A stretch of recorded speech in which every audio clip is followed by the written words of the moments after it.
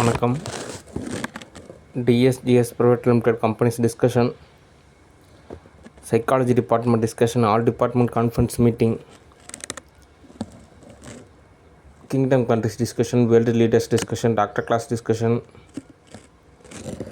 studio discussion, company discussion. Okay, information. ஒவ்வொரு கேள்விக்காக நான் பதில் சொல்கிறேன். அவசரப்படாமல் நான் சொல்கிறத தெளிவாக நிதானமாக பொறுமையாக கேளுங்க. முதலாவது ஃபேமிலி டிஸ்கஷன். ஃபேமிலியை பொறுத்த வரைக்கும் யதார்த்த ரீதியாக தங்கம், வெள்ளி, வைரம், வைடூரியம், முத்து, பவளம் அப்படின்றதெல்லாம் ஓகே தான். ஆனால் இருந்தாலும் உளவியல் ரீதியான சில விஷயத்தை நம்ம ஆலோசனை மற்றும் தீர்வு அப்படின்ற நிலையில் செயல்படணும். ஃபேமிலி கூட டைம் ஸ்பெண்ட் பண்ணல அப்படின்னா எரராக மாறத்துக்கு நிறைய சான்சஸ் இருக்குது. அதனால் டிஸ்கஷன். காலங்காத்தால் 6 மணிக்கெலாம் அந்த கழுதை என்கின்ற திலகவதி வயிற்றை பிடிச்சி இழுத்து விட்டு வலிக்குதா அப்படின்னா, நான் பஃபர் ஃபிஷ் ஆக்டிவிட்டி செய்யாமல் இருக்கணும் அப்படின்னா, என்னையும் என் பொண்ணையும் அக்செப்ட் பண்ணிக்கோ. நீ சம்பாதிக்கிற காசெல்லாம் கொண்டு வந்து எங்ககிட்டே கொடுத்துரு. ஸ்டூடியோலையும் சம்பாதிக்கிற காசு எங்ககிட்டே கொடுத்துரு. கம்பெனி நாங்களே ஓரளவு தோது பார்த்துக்குறோம். இப்படியெல்லாம் அந்த கழுதை என்கின்ற திலகவதி நினச்சிக்கிட்டு துன்புறுத்துது. இது தீது, சரியான முறையே கிடையாது. எங்கள் சித்தப்பா லவ் பண்ணி கல்யாணம் பண்ணிட்டு வந்தாங்கன்னா அது அவங்களோட தனிப்பட்ட நிலை. ஆனால் அந்த திலகவதியை யாரெல்லாம் தோதான ஒரு ரிலேட்டிவாக இருக்காங்களோ அவங்க எல்லாத்தையும் பிடிச்சி சித்திரவதை செய்கிறாங்க. தோது இல்லாத ஒரு நபர், ஒரு முறையே தெரிய மாட்டேங்குது, கொடுமைப்படுத்துகிறாங்க. இதுக்கு ஏதோ தீர்வு கண்டுபிடிக்கணும். ஏன்னா இவங்க சம்பாதிக்கிறாங்க, அது இவங்க வச்சுக்கிறாங்க, இது இவங்களோட தனிநிலை அப்படின்ற ஒரு கான்செப்டு தான். ஆனாலும் துன்புறுத்துகிறாங்க. நாங்கள் நல்லா இருக்கோம், வீடு எங்களுக்கு வீடு இருக்குது, வாடகை காசு இருக்குது. அதாவது நிறையா வீடு வாடகைக்கு விட்டுருக்காங்க, ஓரளவு காசு இருக்குது, ஓரளவு நாங்கள் தோதாக இருக்கோம். சரி, அது அவங்களோட தனிப்பட்ட விஷயம். நாங்கள் நல்லா இருக்கக்கூடாதுன்னு நினைக்கிறாங்க. சம்பாதிக்கக்கூடாதுங்க, வேலைக்கெல்லாம் போகக்கூடாதுங்க, எங்களை கவனிங்க. கொடுமைப்படுத்துகிறாங்க. அறமண்டல் கேஸுங்க. அது ஊறுபட்ட செல்லம், அதனால் ஏற்பட்ட விளைவு.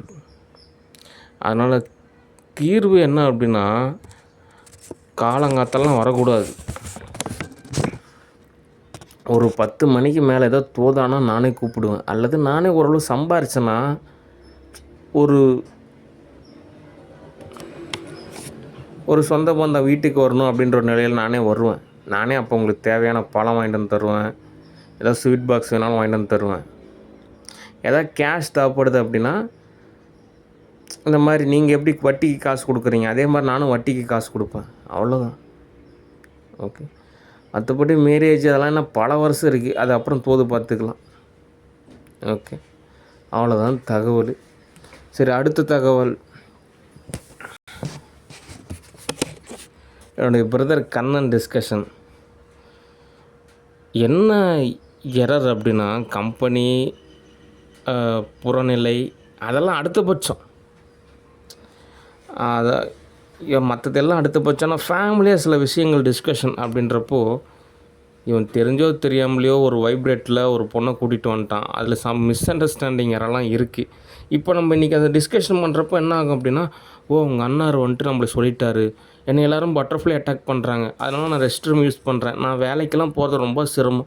ஏன் அப்படின்னா என்னை பட்டர்ஃப்ளை அட்டாக் பண்ணுறாங்க, அதனால் நான் வேலைக்கு போகிறது சிரமம், நான் சமைக்கிறதும் ரொம்ப சிரமம், எனக்கு தலை வலிக்குது, கால் வலிக்குது, எப்படி தண்ணி கூட தூக்குறது, நான் தனியாக வேறு இருக்கேன், என்கிட்ட காசும் இல்லை, நான் வேலைக்கும் போகலை, என்ன பண்ணுவேன், எங்கள் அம்மாவுக்கு வேறு உடம்பு சரியில்லை, என் தம்பிக்கு வேறு போட்டுக்கிறதுக்கு ட்ரெஸ்ஸே இல்லை, எங்கள் அக்காவுக்கு வேறு இந்த டைமில் ரொம்ப கிரிட்டிக்கலாக இருக்குது, என்ன பண்ண போகிறேன், எங்கள் அக்காவுக்கு வேறு 2வது பிரசவம், ஆல்ரெடி குழந்தை ரொம்பவே பரிதாபமாக இருக்கான், விளையாடுறதுக்கு கூட ஒரு பொம்மை கூட இல்லை, ஒரு வேதனையாக இருக்குது.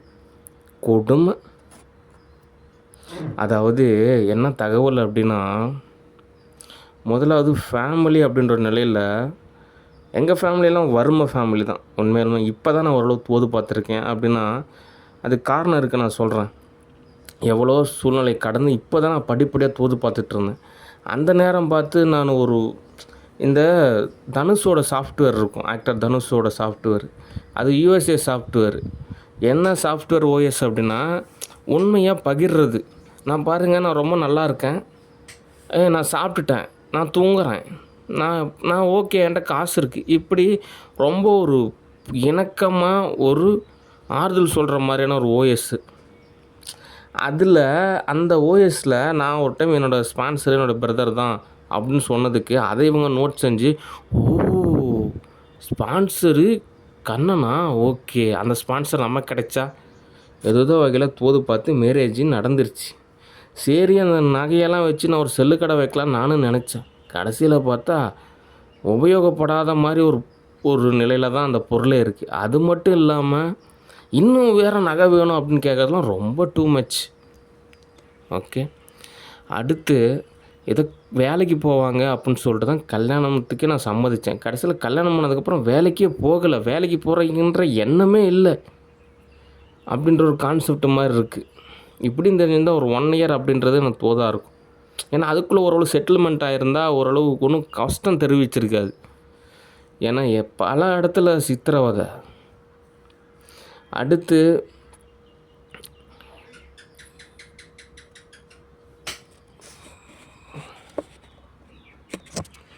உளவியல் ரீதியாக ஒரு படகுல பயணிக்கிறோம், நடுக்கடலுக்கு வந்தாச்சு. இதுக்கப்புறம் நான் அடுத்த கரைக்கு போகணும் தான் யோசிக்கணுமே தவிர ஏதோ தான் யோசிக்கக்கூடாது. அதனால் எங்கள் அப்பாலாம் பாவம், வெறும் எலும்பு மட்டும்தான் இருக்குது. அவரோட கையை பார்த்தீங்கன்னா வெறும் 2 எலும்பு இருக்கிற மாதிரி தான், உடம்பு பூரா வெறும் எலும்பு தான் இருக்குது, தசையே இல்லை. எங்கள் அம்மாவுக்கு ஊருப்பட்ட ஆப்ரேஷன், பாவம் பயங்கர சித்திரவதை. வீட்டில் ரெஸ்ட் ரூம் அமைச்சிருக்கோம், அந்த செப்டி டேங்க் பவுட்ரு வாங்கி கொட்ட விட மாட்டேங்கிறாங்க, அந்த செப்டி டேங்கும் சுத்தம் படுத்தவும் மாட்டேங்கிறாங்க. இவங்களுக்கு பட்டர்ஃப்ளை அட்டாக் வாங்கிட்டு அதை அடக்கிக்கிட்டு ஒரு நாளைக்கு ஒரு டைம் மட்டும்தான் பாத்ரூம் போவாங்க. அதுலேயே ஹெல்த் இஷ்யூ நிறையா ஏற்பட்டுரும். ஹாஸ்பிட்டல் சேர வேறு இப்போ பில்லு போட ஆரம்பிச்சிட்டாங்க. அந்த பிரச்சனை, ஏன்னா ஹெல்த் அப்படின்றது கவனிக்கணும். கவனிக்காமல் சரியாக சாப்பிடாமல் தூங்காமல் இந்த மாதிரிலாம் கௌரவன்ற நிலையில் இருந்தால் எக்கச்சக்கமான எரர் ஆகும். இப்படி இருக்கிற நிலமையில் இந்த கரப்பாம்பூச்சியை படிக்க வச்சு ஒரு வேலைக்கு அனுப்புறது பெரிய விஷயம். இது போதாதுன்னு சாயந்தரம் நைட் டைம்லாம் ஃபோன் பண்ணி எங்கள் வீட்டில் கேட் அமைக்கலையா, சீட்டு போடலையா, சோஃபா செட்டு வாங்கலையா, டிவி வாங்கலையா, ஃப்ரிட்ஜு வாங்கலையா, வாஷிங் மிஷின் வாங்கலையான்னா எப்படி வாங்க முடியும்? ஊருப்பட்ட கடன் இருக்குது, அந்த கடனெல்லாம் அடைக்கணும், அந்த வட்டி காசெல்லாம் கொடுக்கணும். இதுக்கு மேலே கடன் வாங்கக்கூடாது. சம்பாரித்து கந்துக்காரங்களுக்கு கொடுக்குற மாதிரி இருக்குது. கந்துக்காரங்க என்ன சொல்கிறாங்க, நீ வேணால் ஒரு கடை வைப்பா, வேணால் ஒரு 50,000 தரேன், வேணால் டெய்லியும் ஒரு 500 கொடுத்துட்டு அப்படின்னு தான் சொல்கிறாங்க. அந்த ஆள் சம்பாரித்து எனக்கும் ஸ்பான்சர் 12க்கு எனக்கு ஸ்பான்சரே கிடையாது. ட்ரெஸ்ஸுலேருந்து சாப்பாடுலேருந்து எதுவுமே கிடையாது. இருக்கிற வரைக்கும் கொஞ்சம் அனுபவிச்சிக்கலாம் அப்படின்ற கான்செப்ட்டு தான். ஓரளவு ஸ்பான்சரு கரப்பாம்பூச்சி தான் கிடச்சிச்சு. அவன் என்ன பண்ணான், ஒரு நல்லா படித்து ஒரு நல்ல கவர்மெண்ட் ஜாப்லேயோ அல்லது ஏதோ தனியார் அமைப்பில் ஒரு 1 லட்சம் 1.5 லட்சம் சம்பாதிச்சிருந்தானா தெரிவிச்சிருக்காது.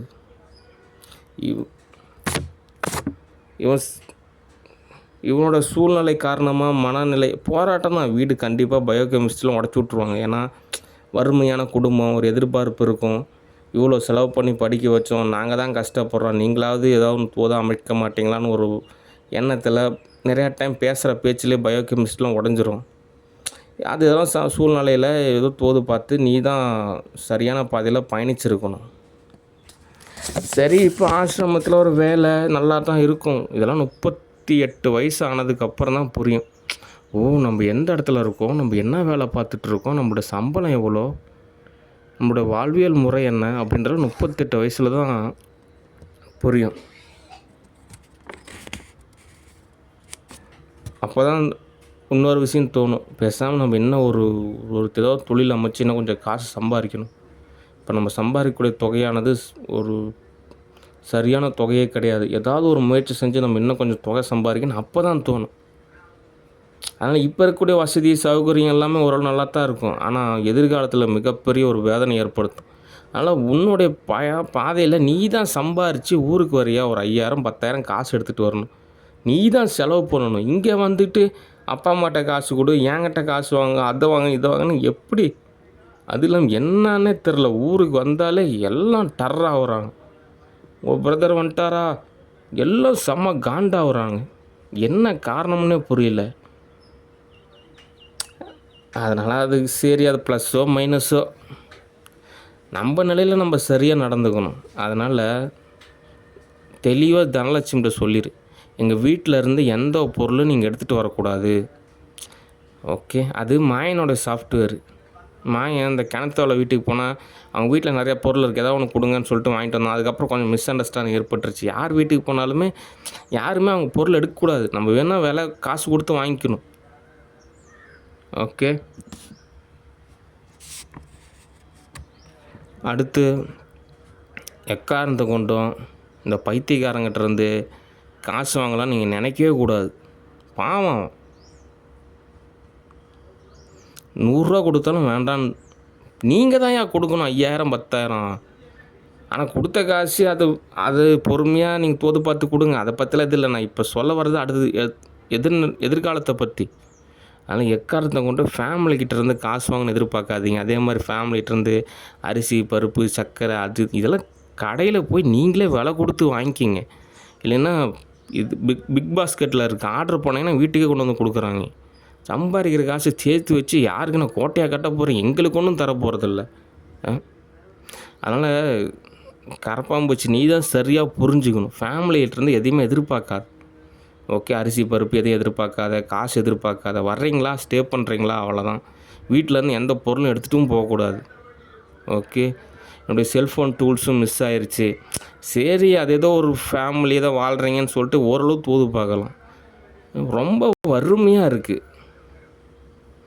வீட்டுக்கு வந்து அப்படியே வீட்டில் இருக்கிறது எல்லாத்தையும் இப்படி தொடச்சி எடுத்துகிட்டு போகலான்ற அளவுக்கு மனநிலை இருக்கிறதுன்றது சரி கிடையாது. அடுத்து இந்த கழுதை என்கின்ற திலகவதி இப்படி தான் அவங்க ஃபேமிலியை தோது பார்த்து, அவங்க ஃபேமிலியை தோது பார்த்து கடைசியில் எங்கள் தாத்தாவை மறுகையா பண்ணுற அளவுக்கு சூழ்நிலை அமைஞ்சிருச்சு. அதனால் இந்த தனலட்சுமி ஃபேமிலியை பொறுத்த வரைக்கும் கதறினாலும் அவங்கள தான் காப்பாற்றிக்கணும்.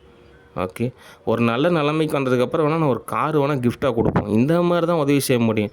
சும்மா சோறு சமைச்சு கொண்டு போய் கொடுக்கறது, போட்டுக்கிறதுக்கு ட்ரெஸ் எடுத்துகிட்டு போய் கொடுக்கறது, சும்மா அவங்களுக்கே சர்வீஸ் செய்கிறதுக்காக நாங்கள் தோதை அமைச்சிருக்கிறோம். அவங்க வீட்டிலேருந்து ஒன்றுமே கொண்டு வந்து தர மாட்டேங்கிறாங்க. சும்மா நம்ம வீட்டில் இருந்து அது கொண்டு போய் கொடுங்க, எதை கொண்டு போய் கொடுங்கன்னு ஓஎஸும் சாஃப்ட்வேரும் இன்ஸ்டால் பண்ணுறாங்க. அதனால் மத்தியான டைமில் ஃபோன் பண்ணக்கூடாது, எங்கள் அப்பாக்கெல்லாம் சினுங்கக்கூடாது. அதே மாதிரி நைட் டைமில் ஃபோன் பண்ணி கதறக்கூடாது. உன் அக்கௌண்ட்ஸ் எல்லாம் உன்னோடய வச்சுக்கணும். ஓகே, நீங்கள் எதாவது சம்பாரித்து கொண்டு வந்து ஃபேமிலியை காப்பாற்றுவீங்க, ஏதோ தோதை அமைச்சு கொடுப்பீங்கன்னு நினச்சா. அடுத்து இன்னும் 3 வருஷம் டைம் ஆனாலும் பரவாயில்ல, அந்த குள்ள கத்திரிக்காவே ஒரு வேலைக்கு ஆன்லைனில் வேலை செய்யலாம். சம்பாரித்து நீங்களே செலவு பண்ணணும், யாரையுமே எதிர்பார்க்கக்கூடாது. அது நீங்கள் 1 ரூபா சம்பாரித்தாலும் ஓகே தான். ஏன்னா அப்போ தான் அந்த ஒரு பண்பு நிலை வரும். எதிர்பார்க்கக்கூடாது ஹஸ்பண்டையோ, ஹஸ்பண்டோட பிரதரையோ, அல்லது ஹஸ்பண்டோட ஃபேமிலியோ, அல்லது ஓன் ஃபேமிலியோ எதிர்பார்க்கக்கூடாது. நீங்களாக ஏர்ன் பண்ணணும், அதுக்கு லேர்ன் பண்ணணும். ஓகே, அடுத்து ஒரு உளவியல் ரீதியான ஒரு தகவல் இருக்குது. என்ன தகவல் அப்படின்னா, ஒரு உதாரணத்தோடு சொல்கிறேன். ஒரு கல்யாண ஃபங்க்ஷனு, மாப்பிள்ளை வீட்டுக்காரங்க பொண்ணு வீட்டுக்காரங்க எல்லோரும் ஓகே, எல்லாம் தாலி கட்டுற சமயம். அப்போ திடீர்னு பொண்ணு சொல்லுது, எனக்கு இந்த மாப்பிள்ளை வேணாம், அவங்க ஓரத்தில் நின்றுட்டுருக்காருல அவர் தான் எனக்கு வேணும் அப்படின்னு சொல்லுது. ஒன்று அந்த மாப்பிள்ளை வீட்டுக்காரங்க பொண்ணு வீட்டுக்காரங்க எல்லாமே தேய்க்கிறாங்க. ஏம்மா இது முதையே கல்யாணத்துக்கு முன்னாடியே சொல்லியிருக்கலாம்ல, இப்போ தாலி கட்டுற நேரம் பார்த்து இவர் மாப்பிள்ளை வேண்டாம் அவருன்னு சொல்கிறியே, இது என்னம்மா நியாயம் அப்படின்னு கேட்டால் அதுக்கு புரியல. இல்லை எனக்கு அவர் தான் வேணும் அப்படின்ற மாதிரி ஒரு கேரக்டர் தான் இந்த குள்ள கத்திரிக்காய். சமயம் பார்த்து கழுத்தை தூட்டுரும். ஏன்னா இதுக்காக நம்ம சண்டை செய்ய போகிறோமோ போராட போகிறோமோ அப்படின்னு நினச்சோமோ அப்படின்னா, நம்ம யாரை விரோதியாக நினைக்கிறோமோ அவங்களுக்கே ஆதரவு தர்ற மாதிரி செயல்படுவாங்க. நாங்கள் சும்மா ஃப்ரெண்டுங்க அப்படின்னு. அந்த யூடியூபர் ஒருத்தன் அவனுக்காக நான் சண்டை போட்டுட்ருக்கேன். கடைசியாக பார்த்தா அன்றைக்கி கருப்பு படத்துக்கு போகிறப்போ பஸ்ஸில் உட்காந்து அவனோட யூடியூப் சேனலுக்கு வியூஸ் அதிகப்படுத்திகிட்டு இருக்கு. இதுக்காகவே நம்ம தேவையில்லாமல் சண்டை போட்டு அந்த நேரத்தில் நம்ம ஏதாவது ஒரு லேர்னிங் கற்றுருக்கலாம், இல்லை ஏதோ ஒரு மூவி புக் பண்ணி சம்பாரிச்சிருக்கலாம்னு தோணும். அதனால் சமயம் பார்த்து நிறைய மிஸ் அண்டர்ஸ்டாண்டிங் ஏற்பட்டது. அந்த பழக்கத்தை மாற்றணும். ஏன்னா இது நஷ்டத்தை ஏற்படுத்தி விட்டுருச்சுன்னா கடைசி நேரத்தில். அதனால் இதெல்லாம் உளவியல் ரீதியான ஒரு விஷயந்தான். இதெல்லாம் சால்வ் பண்ணணும். ஓகே, மற்றபடி தங்கம், வெள்ளி, வைரம், வைடூரியம் அவ்வளோதான். ஆனாலும் உளவியல் ரீதியான விஷயத்தை நம்ம ஒரு தீர்வு காணணும். ஓகே, அதனால் ஃபேமிலியை பொறுத்த வரைக்கும் அந்த வீட்டை ஆக்கிரமிக்கக்கூடாது. அந்த வீட்டையே நினைக்காதீங்க. அங்கே இருக்கக்கூடிய 2 நபர்களையும் துன்புறுத்தாதீங்க. அவங்ககிட்ட இருந்து காசு எதிர்பார்க்காதீங்க, அரிசி பருப்பு எதிர்பார்க்காதீங்க. ஓகே, நீங்கள் தான் காசு கொண்டு வந்து கொடுக்கணும். நீங்கள் தான் அரிசி பருப்பு வாங்கிட்டு வந்து கொடுக்கணும். ஓகே, அதுதான் சரி. ஓகே, நான்லாம் உங்களுக்கு சம்பாதிச்சு காசு தர மாட்டேன். நீங்கள் தான் சம்பாதிச்சு என்கிட்ட வந்து ஒன்று காசு கொடுக்கணும். ஓகே, செல்லு கடை வச்சு கொடுப்பீங்கன்னு பார்த்தா கடைசியில் என்கிட்ட கடை சுரண்டி பிடுங்கி திங்கிறீங்க. அதனால் என்னோடய பிரதர் கண்ணனை பொறுத்த வரைக்கும் நீ அந்த குள்ள கத்திரிக்காயை மட்டுப்படுத்தலை அப்படின்னா டேஞ்சர் தான். ஓகே, அடுத்து இந்த குழந்தை பெற்றுக்கிறதெல்லாம் 1 வருஷத்துக்கு அப்புறம் பேசிக்கலாம். ஓகே, அது என்ன டாக்டரை செக் பண்ணணும். அது கொஞ்சம் காசு தேவைப்படுது. காசெல்லாம் ரெடி பண்ணிட்டு தான் தோது பார்க்கணும். அது என்ன எது நான் கன்சல்ட் பண்ணிட்டு நான் ஒரு 6 மாதத்தில் உங்களுக்கு தகவல் சொல்கிறேன். ஓகே, அது வரைக்கும் பொறுமையாக காத்துருங்க. ஓகே, சரி. அடுத்து